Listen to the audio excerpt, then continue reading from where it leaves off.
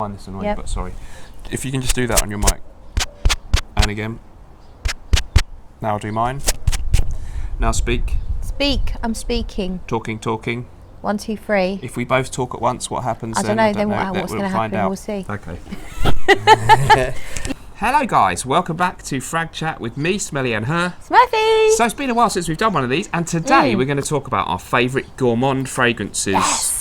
Which is kind of Claire's territory more than my mine. Thing. So that we've dipped into her collection a bit, but I think there's most of these are yours actually. They're all mine actually. Yeah. They're all mine. So that goes to show Claire really loves her gourmandish fragrances. Actually, I know everyone thinks I like only old school fougères, but I do have slightly guilty pleasure that I do enjoy these really sweet ones. So we'll get stuck into it. But of course, first of all, quickly, what is a gourmand? So generally speaking, we think of them with fragrances which smell like food. Generally speaking, not bacon and eggs. Very sweet food. I guess you could have a bacon and eggs fragrance and it would be a gourmand because it smells like food. Yeah, but it generally means sweet food, doesn't it? Usually, but it can also be drinks as well, like cocktails and things. Okay, so you can discuss in the comments below what constitutes a gourmand, because we were kind of debating a couple of things which have vanilla in them, but just a bit of vanilla maybe isn't enough for it. So these are all out and out. Very reminiscent of food or very sweet, and the foodie bit is dominant. Yes, I think a gourmand is usually going to have maybe some caramel, some candy floss, some ice cream, something edible and sweet. It might smell a little bit like a dessert. Yeah. That's a gourmand, I think. Not just a little dose of vanilla, I don't think constitutes a gourmand. Exactly. So that's the criteria we've used for these, and we'll kick off. So we've got top 10, I think, with one honourable mention. No particular order, but maybe we'll kick off with the honourable mention.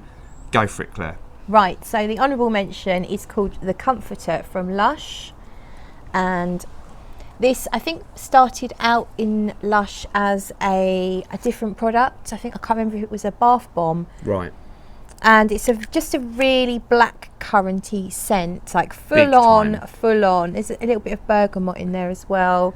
I can't remember what the other notes are, but it's like called a cassis note, which is black currant. Yeah. And it's just this really rich, almost like smelling Ribena, isn't it? Yeah. In your face. We sprayed it just before doing the video, and it really smells like those one or other type of those really dark sweets. From your fruit pastels or your whatever Chewits, if you're in the UK, maybe you remember those. In the UK we have Ribena. I don't know if you have it in black currant type drinks. Yeah. Really realistic. Very sweet as well. It's not like there's a bit of black currant in Creed Aventus. No, this is like, it's not a natural just black currant berries. It feels like there's some added sweetness, sugar, maybe some vanilla. And that's from Lush, of course, which is famous for their bath bombs and stuff. But they do have a really quite pronounced smelling different range of fragrances, don't they? Some of them are really good. The Comforter. Yes. So we've got quite a few under the radar ones here, guys, I think you'll find. Okay, let's dive in. So we just put that as an honourable mention because these ones maybe are going to be more satisfying for those of you who really want that sweetness and that kind of thing. Yeah.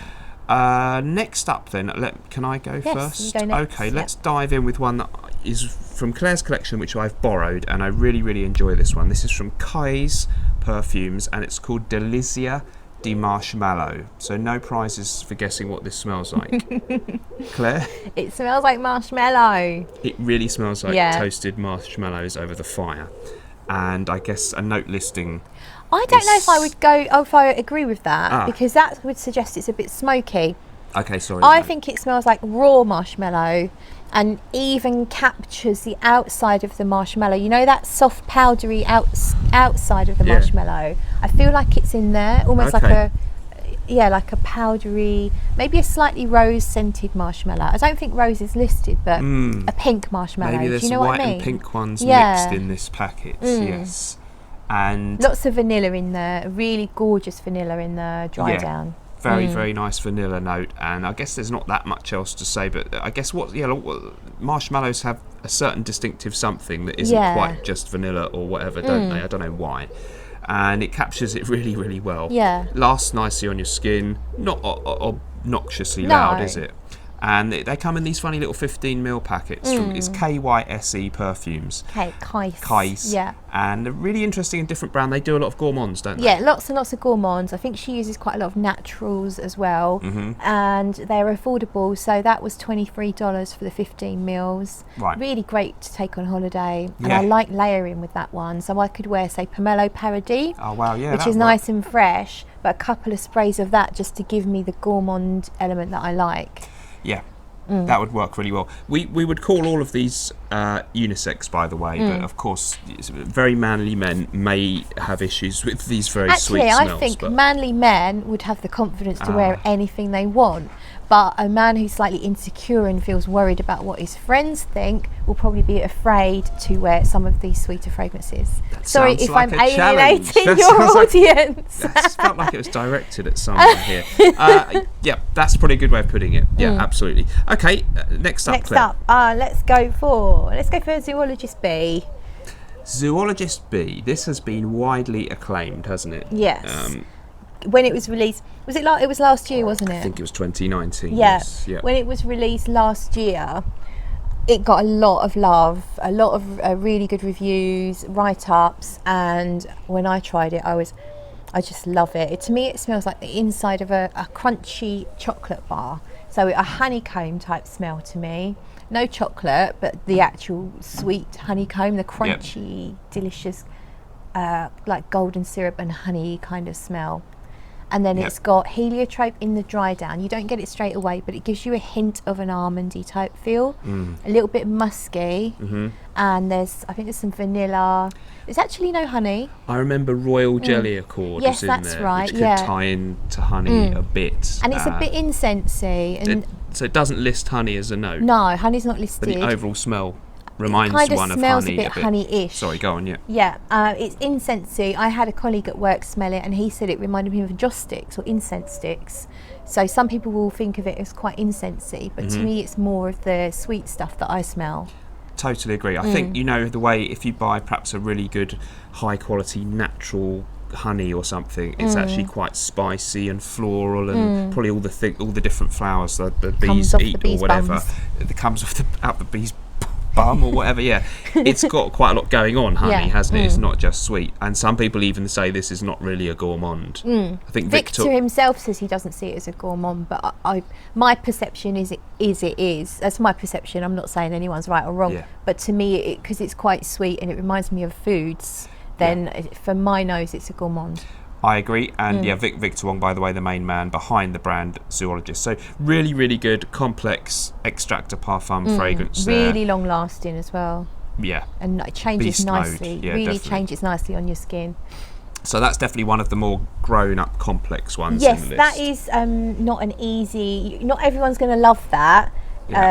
Compare it to that smells like marshmallows. If you like the smell of marshmallows, you can't go wrong. That I would say you would have to test it yourself because it's quite complex with the resins and the incense as well. I totally agree with that. Okay, is it me next? Yes. Okay, I'm going to get the one from Claire's collection that I've really enjoyed actually since borrowing it, and this is from Fragranza, and it's called Amarena Cherry, which is a type of cherry, right? Most people believe that this is basically a clone of Tom Ford's Lost Cherry. There's a clone of it called Pop Cherry. Oh, is there? Lost Cherry from Tom Ford, and so that's all about cherries and almonds. It's cherries, almonds. There's a griotte liqueur, which is a cherry liqueur note. Yummy. And I definitely get a liqueur note in there. It's really nice. It's gorgeous. It's really rich. It's not too sweet, despite sounding like it will be. I think that liqueur note kind of has it's not full on sweet, it's got something else going on to keep it I agree. back. I think you get a bit of that bitter almond thing as well, which makes it a bit more grown up. But it's definitely distinctive cherry note. It just made me think of Dr. Pepper there a bit. Oh yeah, I can get that. It's like kind of a little bit rich and spicy, dark. Really long lasting. I get better performance out of that than I do the actual Lost Cherry, which for me falls flat on my skin after about 15 minutes. It loses that voluptuousness. This just stays rich and beautiful for a good 10 hours, if not longer, on me. That's amazing. Yeah, I read on Fragrantica a lot of people were reviewing this and saying they prefer it to Lost Cherry, or lasts better, and all. And is it a relatively inexpensive one? It's about the $50 mark, I think. I remember I looked. Yeah. Okay, so it's not super cheap for a clone, but it's a long-lasting fragrance. It has great development, smells fantastic. So in my opinion, it's worth it. And I don't push clones. No, but you don't like clones generally. Always recommend that one. Okay, Amarena Cherry from Fragranza. Really, really good if you like Tom Ford's Lost Cherry or those similar cherry kind of scents. It's over to you, Claire. Okay, let's stay with the boozy ones then. Yes. That had a boozy note. By the way, we're not boozing at the moment because we're filming this one in the daytime, so there is no drink of the night. Oh, yes. We'll fix that next time. Disclaimer. Yeah. Speaking of boozy. Okay. No booze except in the fragrances. So this is Pink Champagne Truffle, which has now changed its name. I think it's called Marc de Champagne Truffle. Oh, really? From Panna London. And this one is, to me, it's dark chocolate, raspberry liqueur, and raspberry flavoured chocolate covered creams, and almost a bit of coconut as well. And there is a bit of rose in there, but I don't necessarily pick that up all the time. I'm definitely getting a lot of the chocolate there. Do you get the liqueur? I get the kind of raspberry chocolate mixture. Yeah. That's what I didn't pick up on booziness there, but I know that's part of the theme. I don't know about champagne. No. More like a liqueur, isn't it? Yeah, I don't think it's any champagne. I think it's just called like a champagne truffle. Yeah. But so you reckon they've changed the name? Yes, it's no longer called Pink Champagne Truffle. It's Marc de Champagne Truffle. Okay, I'll probably write that on the screen. I'm sure they have their reasons. I don't know what that might be. Really, really nice if you like chocolate and raspberry. But because I think it's quite a dark, bitter chocolate. Do you agree with that? Yeah, definitely. Yeah. It's not that because of that. It's not too sweet. No, it's not sort of cloyingly, annoyingly sweet. No. But you definitely have to be a gourmand lover. I think. When I talk about gourmands, sometimes I talk about that's full-on gourmand, which that is. Yeah. Some things have a gourmand element, but they're not full-on. They still smell like a perfume. Yeah. That one is a 10 out of 10 on the Richter scale with gourmands. Totally agree. Let us know your favourite gourmands in the comments, guys. Can I pick next? Yes. So, a famous one in a way, Traversée du Bosphore. We have one of these smaller size bottles here, and this is from...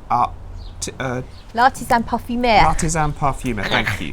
And the perfumer is Bertrand Duchefort, and it's to do with the Bosphore going river. over the river in Turkey, or yes, I think so. Yeah. But it really smells like Turkish delight, doesn't it? Turkish delight is the theme with this one. So you've got that's often flavoured with rose. Rose, yeah. Iris. I get a bit of icing sugar, so once again I'm thinking about the outside of the sweet that's covered in the powdered sugar. Yes, I can visualise it now, the cube.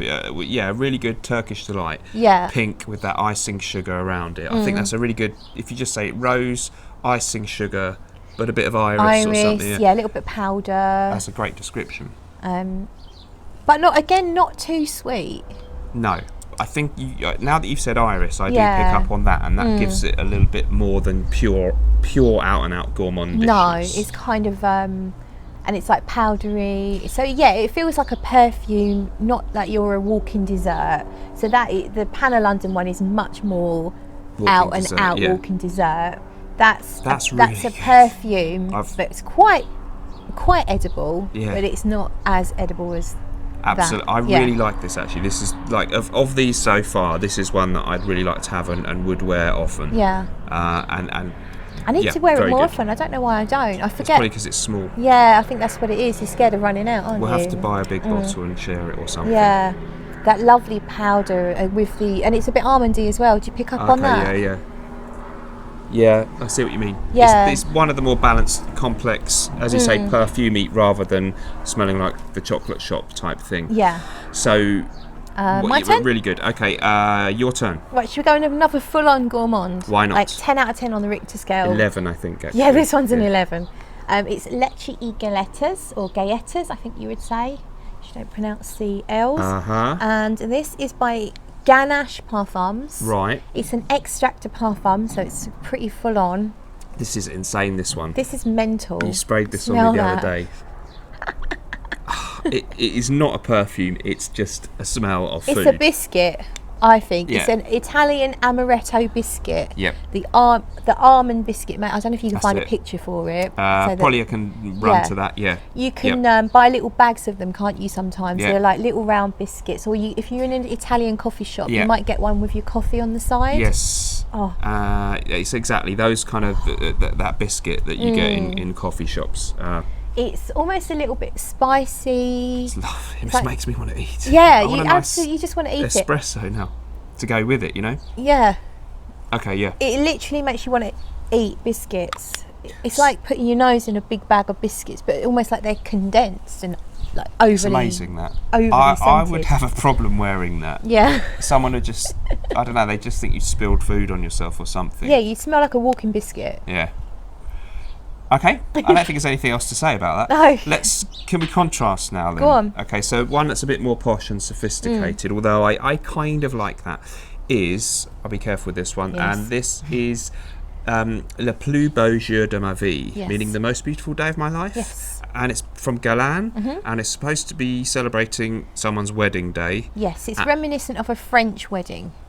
So because in France they have sugared almonds at weddings, right. But there's also the bouquet, so there's a floral element. I think it's orange blossom. There's some powder. It opens a little bit licoricey, I guess, like almost like the French liqueur, which is called pastis. We have Pernod here in the UK, but it's the same kind of thing. I don't know if that's deliberate. I've never seen mention of that, but I just get this licoricey opening, and I can imagine maybe before the wedding starts, maybe people have a little shot of pastis, and then you've got the sugared almonds on the table and the bouquet, and it's all like powdery and lovely. There's lots of vanilla, a really beautiful vanilla in there. This is quite expensive niche stuff from Gourmand, and I think you got this in a sort of bespoke bottle that you could pick. Yeah, so with these bee bottles, you can choose the colour of the bottle, the ribbon that goes around it, some engraving on the front. I can't remember if there was something else, but yeah. And it comes in a few different formats, doesn't it? Is this the extract? So the eau de parfum, Le plus beau jour de ma vie is an eau de parfum. Okay, so this is a extract, but it's called Le Bouquet de Mariée. Le Bouquet de la Mariée, the marriage bouquet, but that's about €700 a bottle. But this was still expensive too, wasn't it? It wasn't not cheap, that crazy. but you can buy a 60ml. I think it's €200 to €300. Okay, so 200 and something, I think not it is. Horrific, but if you get the bee bottle, it's actually better price per mil than that. And the problem with the 60ml, it's got one of those plastic puffer things. Yeah. And it's not good to leave that puffer in the bottle in case it evaporates and you lose your juice. And if you keep putting it in and out, you're going to lose your juice anyway. So it's kind of a pointless thing because you have to atomise it. The bulb atomizers can be a faff. Yeah. When you buy a bee bottle, they always give you a really nice atomizer with it anyway. So you feel quite... I didn't bring that out, but... And it's got Smurfy written on it. Yours probably... Well, you could order one that way, but that was... they engrave it with whatever you choose. And that's probably one of the more perfumey ones, not so gourmandy. So the gourmand elements are really just the vanilla and the sugared almond and maybe a touch of that aniseed. I really think that one is beautiful, very sophisticated. Very well I think a man could totally wear that, but it obviously leaves feminine. Good choice. Okay. Next up, is it my go? I think... No, it's your go. No, it's my go, isn't it? Right, we'll go back to... I'll tell you what, we'll do that one. Right. 3 left. 3 left. So this is Clean Reserve and it's called Radiant Nectar. And this is... It's a pear fragrance. I'm a fan. You may not know if you don't watch my channel. I'm a big fan of a nice juicy pear. I like a pear note in fragrances. I've been tracking them down for quite a while. And this is a gorgeous, fresh... How would you describe the pear? Do you pick out the pear? It's a very nice pear. I think you might need to spray it actually. Put a bit on my left hand there because I've actually not smelt this one just now when we're talking about them. So I haven't smelt it since a couple of weeks ago. Oh, now it's really strong. Pear. So it's like a pear candy or sweetie of some kind. Is my first impression. Yeah. I think it smells like biscuits, and there is no biscuit note in here. Okay. But it's got ambrette seed, and I think there's only one other note. It might be musk, I can't remember. But to me, I think it's probably some synthetics like ambroxan or something. Right. You know what I mean? Yeah. It's got that very pleasing scent that's in a lot of fragrances. But I just find it really addictive. It's quite a light fragrance. So out of all of these, that's definitely the lightest, isn't it? I guess because of pear, that has a Pears certain fruity kind of freshness. Can be a bit watery. Yeah, watery is a good word, or a bit airy even. Yeah. So it's a much lighter, it's like your summer gourmand option. It's sort of a fresh gourmand. Yeah. But it's definitely sweet and gourmandish, and like you say, not mega natural smelling, a bit like, I guess, sweeties or candies flavoured as pear. Don't smell that much like a natural pear that you cut open so much. Yeah. So, but fun, really good fun. And the company's called Clean Reserve. Yeah. So where did you just buy that online, can you? Yes. But is it very expensive? Or? It's not too bad. I can't remember exactly how much. I got a deal on eBay with that. So I think I only paid 50 to 60, 70 pounds for that 100 ml. Right. At full retail, it's less than £100 for the bottle, and I can't remember exactly how much. But it's not a beast mode. It's not a strong fragrance. It's one that I would wear on a summer's day just to get a bit of sweetness, or even if I was in a hot country in the evening, probably. Yeah, you could. Yeah. All right, a bit of freshness in a gourmand, but yeah, definitely if you like a pear note, that is really good. If you like a pear. Moving swiftly on, then, that is gorgeous. So this one again. Thanks to Claire for introducing this one. Really neat idea here, and it's solstice scents, and it's called Victorian Picnic. Yes. Hence why we're including it. I'm not sure. I really like it. I'm not sure what I'm picking up on there. Right. So, over to you. Okay. So this one starts out the way that you're smelling it out of here. Do you smell the honeyed florals? Almost green, honeyed. Yeah, green florals. Yeah, I'm not sure if it's hyacinth. I can't remember the flower. It's a sort of flower that butterflies are all over, like pinks and purples. Right. So I can't remember if it's hyacinth or buddleia. One of those green honeyed florals, almost like a bit like honeysuckle, but underneath that, and once you've got it on your skin a little bit, you'll start to pick up the desserts. So imagine that you're at a picnic and someone's got the Victorian sponge out, and then they start pulling out, I don't know, jam tarts, and so it's got a lot of vanilla in here. Once you get past the first few hours, the vanilla's really quite strong, and it kind of dries down to almost pure vanilla. Oh, does it? Almost like you took the Victorian sponge cake and you just scraped all the cream out. And that's kind of what you end up left with. But it's just fun. It's just desserts, but outdoors. So you've got the green and the florals. I was just thinking that because of that sort of leafiness that's in there as well. The picnic name's really good because it smells like some outdoor leafy smells mixed with sweetness and slightly indulgent treats type thing. And so it doesn't feel too heavy because you have got that balance. But it is quite gourmand, isn't it? Oh, definitely. It definitely counts as a gourmand. But a lot probably of these... like, what would you say out of 10 on the Richter scale of gourmands? 7.5. Yeah, I'd probably go about 7. Yeah. So getting up there towards... Because it's not particularly floral or woodsy or anything else. The florals, the honeyed florals in the opening, but then that's kind of it. It's treats. There's enough of that to make it not an out and out, in your face marshmallow type thing like as the others, but it's getting there. Yeah. We got one left. Yep, that's Is yours. it me? It's yours. No, I said that one. Did you? I introduced that one. Yeah. You're doing that one. You sure? Yeah, you talked about it, but I was the one who picked it up and said Victorian pick. All right then. Oh, maybe I'm wrong. No, I'm wrong, aren't I? Maybe I'm wrong. I'll do this. Won't you tell me if I'm coming on too viewers. strong? This doesn't have a name on it. It's above the chocolate shop. Over the chocolate shop. Over the chocolate shop, sorry. By 4160 Tuesdays, or 4160 Tuesdays, however you say it. So this is a brilliant fragrance house from perfumer Sarah McCartney, based in the UK. They do love a bit of vanilla and sweetness in their scents, or she does. Yeah. And I think a lot of the ones Claire's shared with me have become ones that I really respect and enjoy. And this one obviously is themed after... chocolate. Ah, right. So it smells really chocolatey. Yes, but there's hazelnut and coffee in there. Yeah. So it's not just chocolatey, pure chocolate.